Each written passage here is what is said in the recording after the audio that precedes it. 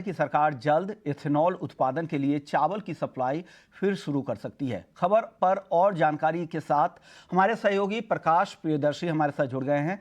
प्रकाश, बताइए ये खबर क्या है? देखिए, इथेनॉल प्रोड्यूस करने वाली वैसी कंपनीज जो कि इथेनॉल प्रोडक्शन के लिए पूरी तरीके से फूड ग्रेन आइटम के ऊपर निर्भर हैं, उनके लिए राहत की खबर है। सूत्रों के हवाले से जो जानकारी हमें मिल रही है उसके हिसाब से इस तरह की जो डिस्टिलरीज हैं उन्हें राइस सप्लाई करने के मसले पर सरकार ने चर्चा की है।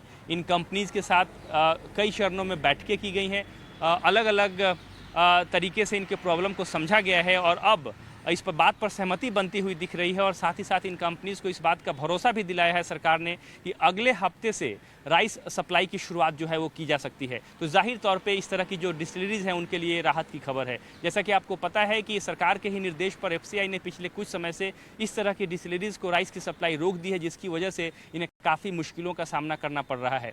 लेकिन अब इस बात पर सहमति बनती हुई दिख रही है कि इन्हें चरणों में राइस की सप्लाई की जाएगी। जहाँ तक ग्रुप ऑफ सेक्रेटरीज़ का सवाल है जिसका गठन इस मसले पर हुआ है, उसने भी कई दौर की बैठकें की हैं। जो मोडालिटीज़ है उस पर आम सहमति बन गई है, जिसके हिसाब से जो इस तरह की डिस्टिलरीज़ हैं उन्हें राइस की सप्लाई की जाएगी, लेकिन चरणों में सप्लाई की जाएगी और साथ ही साथ इंडिविजुअल डिस्टिलरीज़ के रिक्वायरमेंट के हिसाब से राइस की सप्लाई जो है वो की जाएगी। इसका मतलब ये है कि केस टू केस बेसिस पर सरकार जो है इस तरह की डिस्टिलरीज को राइस की सप्लाई करेगी। जैसे कि आपको पता है कि चालू सप्लाई ईयर के दौरान एफसीआई को इस तरह की जो डिस्टिलरीज हैं उन्हें 34 लाख टन राइस का सप्लाई करना है, लेकिन अभी तक सिर्फ 14 लाख टन राइस की सप्लाई ही एफसीआई ने किया है।